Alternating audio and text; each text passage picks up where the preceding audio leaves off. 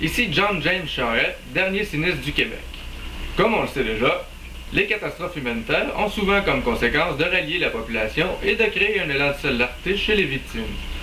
Afin de créer un tel mouvement chez la population québécoise, j'ai été chef du Parti conservateur du Canada et vice-président du Camp du Non lors du référendum de 1995. À ce poste, j'ai tout fait pour rallier les Québécois derrière l'option indépendantiste en volant le référendum afin de discréditer les fédéraux. Voici comment j'ai procédé.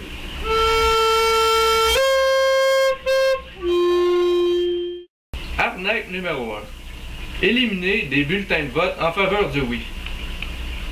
1,45%, c'est le pourcentage moyen de bulletins rejetés depuis les élections de 70, lorsque le PQ nomme les scrutateurs, alors que ce chiffre grimpe à 2,13 quand ces scrutateurs sont désignés par le libéral.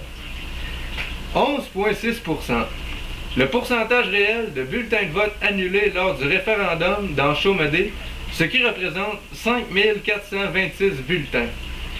On en a aussi rejeté 5,5% dans Marguerite-Bourgeois et 3,6% dans Laurier-Dorion. On a même vu une boîte de scrutin où plus de la moitié des votes n'ont pas été retenus. Quel travail! Le directeur général des élections du Québec a conclu qu'il s'agissait d'incidents isolés et aucun scrutateur n'a été réprimandé. Arnaque numéro 2.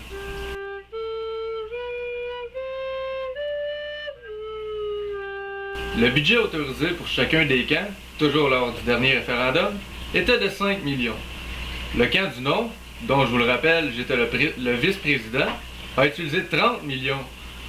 Lorsqu'on a fait venir 150 000 Canadiens à Montréal pour vous licher le cul 3 jours avant le référendum, Via Rail et Air Canada nous ont fait des réductions de coûts de l'ordre de 4,8 millions de dollars. Vous imaginez? Notre budget était de 5 millions, mais on ne l'a pas comptabilisé dans les dépenses du non. C'est illégal. Arnaque numéro 3.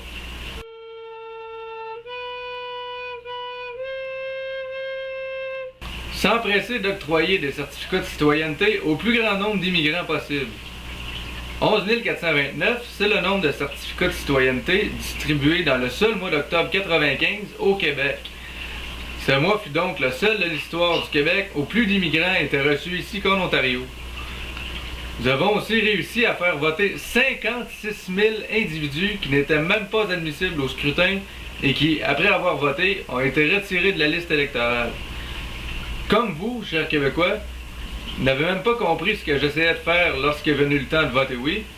Les amants du plus meilleur pays au monde en ont rajouté en déposant un projet de loi stipulant que, défiant toute logique mathématique, 50% des votes plus 1 ne constituaient pas une majorité claire. Ensuite, ils nous ont bien fait rire avec notre argent dans le scandale de commandite qui porte bien son nom. Retenez de tout ça qu'un rapport sur les bassesses du camp du non sera déposé par le juge Bernard Grenier le 31 mars prochain, s'il n'est pas reporté pour une 3e fois. Cela explique pourquoi nous avons cru bon de diffuser ces informations pendant la campagne électorale.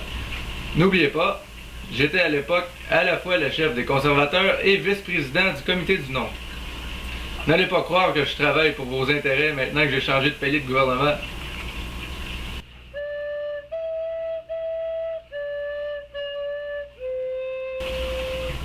Après tout ça, vous vous-même dire c'est qui les caves qui veulent encore voter pour moi? Vous comprenez pas que je suis québécois?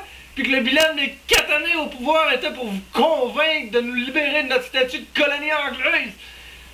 Je vous mets en pleine face, vous continuez à me croire. Qu'est-ce qu'il va falloir que je fasse, tabarnak?